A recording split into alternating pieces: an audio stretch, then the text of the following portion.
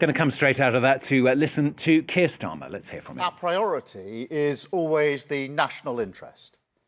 And so we have been clear and consistent in our objectives throughout this conflict. First, we will protect our people in the region.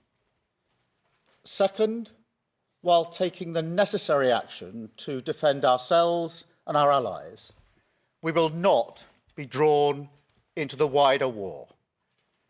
And third, we will keep working towards a swift resolution that brings security and stability back to the region and stops the Iranian threat to its neighbours. I want to see an end to this war as quickly as possible, because the longer it goes on, the more dangerous the situation becomes, and the worse it is for the cost of living back here at home. Now, in recent days, I've visited community centres in England and Northern Ireland, and I know people are really worried about what this means for them. And look, I grew up working class in the 1970s. I remember how it feels when you're struggling to make ends meet. It's a knot in your stomach every time the bills come through the door. And that's at the forefront of my mind in meeting this crisis. So in a moment, I'll set out what we're doing to help people with the cost of living. But let me first give you an update on what we're doing in the region. We continue to work around the clock to help our people in the Middle East. As of this morning, over 92,000 British nationals have returned to the UK on commercial and government charter flights. Now, that work continues, including to support British citizens in Lebanon. Our armed forces are working 24/7 to protect British lives and British interests and support our Gulf partners. We have thousands of servicemen and women in Cyprus and across the region, 3 squadrons of fighter jets working alongside counter-drone teams to intercept Iranian attacks. They are protecting our people, our bases, and our allies night and day. And I pay tribute to all of them. We're also continuing our diplomatic response. The Foreign Secretary has been in the region in recent days. I'm in close contact with leaders from across the Gulf and Europe and beyond. I met Prime Minister Carney earlier this morning, and I'll be meeting President Zelensky soon, because it's vital that we continue to focus on supporting Ukraine. We cannot allow the war in the Gulf to turn into a windfall for Putin. Now, it's clear the US operation has massively weakened the military capability of the abhorrent regime in Iran. The question is, what comes next? When the fighting stops, we are going to need some sort of negotiated agreement to constrain the threat posed by Iran, to limit their ability to rebuild their nuclear program, to pose a ballistic missile threat and arm their proxy militias, and limit the threat that they can pose to international shipping, which is hitting global supplies of oil, of gas and fertiliser, which is pushing up prices here at home. Now, we've already acted alongside other countries to release emergency oil stocks at a level that is completely unprecedented. But ultimately, we have to reopen the Strait of Hormuz to ensure stability in the market. That is not a simple task. So we're working with all of our allies, including our European partners, to bring together a viable collective plan that can restore freedom of navigation in the region as quickly as possible and ease the economic impacts. Now, because of the decisions that we have taken, the British economy is better placed than it otherwise would have been to weather the storm. Since the election, we've built up our national resilience. We are delivering the biggest uplift in defence spending since the Cold War. We're investing in clean British power to boost our energy security and protect people working from volatile fossil fuel markets. And because we have brought stability back to our public finances, stability that I will never put at risk, we are in a better position today than we were at the start of the Ukraine war 4 years ago. Now, back then, inflation was 5% and rising. We brought it down to 3% today. And this isn't just about dry economics. It's about values. We built this resilience for a reason, to give us the space to act, to support working people, and shelter our country from the shocks, the volatility that is buffeting our world. And we are acting. So this morning, I want to set out 5 steps that we're taking to tackle the cost of living.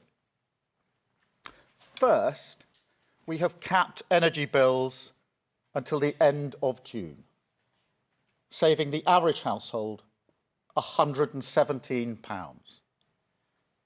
Now, that's in addition to the Warm Homes discount of £150 for the most vulnerable in society. No matter what happens now in energy markets, in 3 weeks' time, your energy bills will be cut and then capped for the next 3 months. And I can announce today that we're giving a legal direction to the energy companies to ensure that every penny of the savings that we delivered through last year's budget is passed directly onto customers to keep bills as low as possible. Second, we have extended the cut in fuel duty until September. And we've introduced the cheap fuel finder, forcing petrol stations to publish their live prices to make it easier for drivers to choose the lowest price. Now, let me be really clear on this. Back in 2022, when prices spiked because of the conflict in Ukraine, I campaigned for a windfall tax on oil and gas companies, and we have raised it in government to ensure that companies can't profit from spikes in prices like these, and that money will go back into people's pockets. I simply will not allow companies to make huge profits from the hardship of working people. Now, this government was elected to stop that, and we will. That's also why we're going to support rural communities with the cost of heating oil. And this is point number 3. The CMA reported last week what every heating oil customer already knows. These are accounts of suppliers cancelling orders and jacking up prices. Now, that kind of conduct is completely unacceptable. So if the companies have broken the law, there will be legal action. And because it's clear this market is under-regulated, we're going to put that right to ensure customers get a better deal. But we won't just wait for that. I'm announcing immediate support for vulnerable heating oil customers today, providing £53 million for those households that are most exposed. Fourth, we are pushing ahead with our long-term plan to build Britain's energy security and independence, because otherwise we will continue to be subject to wild fluctuations in oil and gas prices. We've already brought in £90 billion of investment in clean British energy, and that's enough to power the equivalent of over 20 million homes. Just last week, we committed to reforming regulations so we can fast-track new nuclear power stations. Now, this has been opposed every step of the way by those who want to resist the push for clean energy. They did the same throughout the entire period of the last government, and they won. But we see here, as we did with Ukraine, that this is a vital cause. Because until we get ourselves off the roller coaster of international oil and gas markets and onto clean, homegrown British energy, tyrants like Putin and the Ayatollahs will be free to attack our energy security. So we won't slow down on this. We will go faster. Fifth, we will continue to work towards a swift resolution of the situation in the Middle East. Because there is no question, ending the war is the quickest way to reduce the cost of living. And look, it's moments like this that tell you what a government is about. My answer is clear. Whatever the challenges that lie ahead, this government will always support working people. That is my first instinct, my first priority, to help you with the cost of living throughout this crisis. And I want to make one final point, because moments like this also tell you about leadership. Whether to commit British troops to military action is the most serious responsibility for any Prime Minister. I have been attacked by some for my decision not to join the offensive against Iran. But at every stage, I've stood by my principles, principles which I held just as strongly when it came to debate about the Iraq War in 2003. Principles which I believe are shared by the British people, that our decision should be based on a calm, level-headed assessment of the British national interest. And that if we are to send our servicemen and women into harm's way, the very least they deserve is to know that they do so on a legal basis and with a proper, thought-through plan. Now, there are others who would have made a different decision 2 weeks ago. They would have rushed the UK headlong into this war without the full picture of what they're sending our forces into and without a plan to get us out. That is not leading, it's following. My leadership is about standing firm for the British interest, no matter the pressure.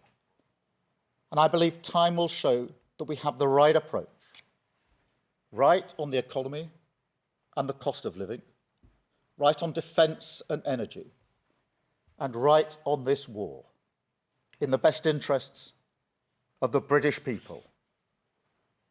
Thank you.